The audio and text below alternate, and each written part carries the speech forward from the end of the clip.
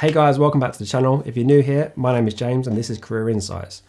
As you probably were seeing with data out in a minute, that essentially CVs only get read somewhere between 6 seconds and 30 seconds, which basically means that people either skim reading them or not reading your CV at all. So the tips that I'm going to give today are all about getting your CV noticed. The CV itself is actually part of our membership sign up. So what you get is a blank template for you to fill out with your information. You also get a copy of my CV, and you also get a copy of a walkthrough explaining why I do certain things. And if you can't copy mine exactly, it gives you tips and ideas of stuff that you could write about yourself.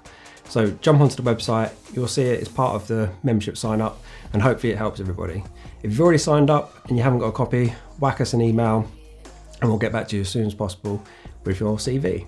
Cool, so jumping into it.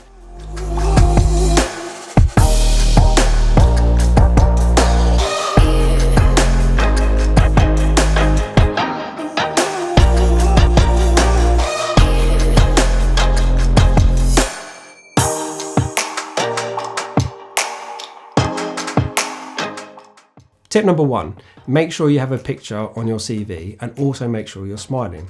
Now, if you think about it, just from a statistics point of view, if 100 people have applied for the job that you're going for and 90 of them haven't put a picture of themselves on their CV and 10 have, guess what? Those 10 are going to stand out from the 90 that haven't. It also gives people a reference point. So again, 100 CVs, are people really going to remember 100 names of people they don't know?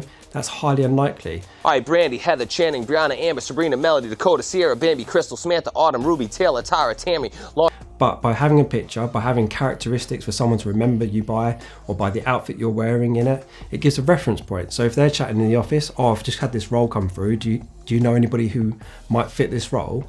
They have a reference point. They're not going to remember your name, as I said before. Think about it, using my name as an example. If they've had 200 Jameses come across their desk in the last 2 weeks, it's very unlikely they're going to differentiate me between any other James that come across their desk. And are they going to invest the time to hunt out that CV? Very unlikely. So if you've got a picture of yourself, it's such a good reference point to be like, oh, it was that guy who was smiling, or it was that guy in this suit, or he had a brick background in his photograph. It gives something for people to remember you by, and that's so important. Just on the smiling aspect alone, so smiling psychologically means quite a few things. It means, one, that you're friendly. So it means that they think you're approachable.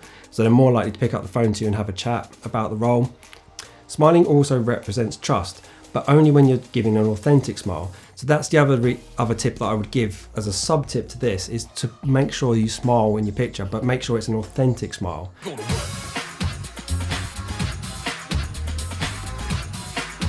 So I'll try if I can to get some examples up next to me of what I mean by that. But what happens is that when we're reading a CV, and particularly when we're skimming, it's our subconscious that's in overdrive, not our conscious. So when we see someone fake smiling, we actually automatically assume that they're quite a fake person.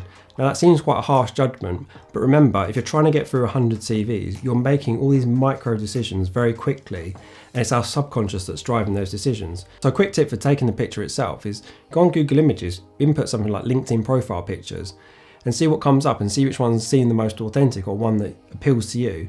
But make sure it's got someone smiling on it. So maybe put in smiling LinkedIn profile as an example. Find that picture, maybe try and recreate it with a friend. But what you want to do is grab a friend to do it, because it's very hard to create an authentic smile just on your own, just sat in front of a camera. So if you grab a mate, start putting some silly faces. In between that, you're probably going to pull off an authentic smile, which has got your eye wrinkles going. And that's where people are going to remember your CV, they're going to see you as authentic, and you're far more likely to stand out. Tip number two is a copywriting trick. If you think about any newspaper article, online article, or magazine you've ever read, they all do the same thing, which is they slightly increase the font size for the first paragraph or the first line. And that's all about drawing you in. Joe Sugarman, who's a famous copywriter, had a brilliant explanation in his book where he explained that when it comes to the title and the first paragraph and the second paragraph, the number one purpose is to get the reader to read it.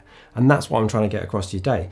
You should try and bold the first line of your CV so it actually draws people into it. It's another thing to differentiate your CV from someone else's, and that's the goal here. What you have to see is the CV is a separate process to the interview itself. The CV is in a competition of its own. It's about your CV being on the same desk as others and how you can stand out from them.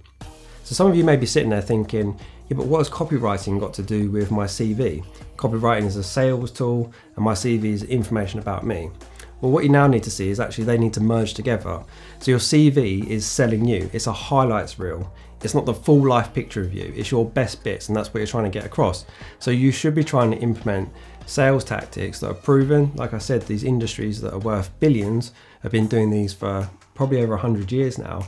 You should be trying to implement that into your CV. So to bold the first line of your CV is something super, super easy, and it actually helps draw people in to read the first line. As Joe Sugarman said, what you want to do is make sure that your article is read, because that is something that most people and most CVs aren't doing. They're not concentrating on making sure that somebody actually looks at their CV.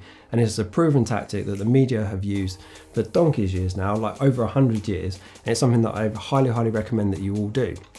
Because remember, the boring CV is something that everybody does, and this is all about getting your CV noticed. Tip number 3 is something that I do and something that I hope a lot of you can brainstorm about how you can implement this into your CV, which is adding lots of imagery to it. So think about CV. I highly recommend you stick to a 2-page structure of a CV, which is the norm that most people will talk about. But this is about adding a bonus 3rd page to it. So you've also heard the famous line, a picture tells 1,000 words. And that's what these pictures do. It allows you to add all these additional words in without actually saying anything. And when people have got to trawl through CVs day in, day out, it's another way to set yourself apart. So what I do is I line my CV up, hopefully we'll be able to get it on the screen here, is that I line some images up of projects I've worked on, maybe 5 or 6. I put a very brief synopsis next to them, which will have something along the lines of contract value, program length, and just a very small bit about that project and what it entailed. It's a really, really simple tip, but hugely effective in getting your CV noticed over somebody else's. And as I've said the whole way through this video, the number 1 goal is to get your CV noticed, because that's what's going to give you the best opportunity to get into the interview phase. Not everybody will be able to implement this, and I fully appreciate that. But give it some thought, because I was speaking to someone very recently on this point, trying to help them with their CV. And they said, there's no way I can put a portfolio section into my CV. It's not applicable to what I do. And after speaking to him for a couple of minutes, it was very transparent that he could implement something like this. He just had to think out of the box a little bit. So think outside the box, give it some thought, bounce around with some friends and family, see what they come up with. The more people you speak to, the more ideas you'll probably come up with. So hopefully you got some value from this video.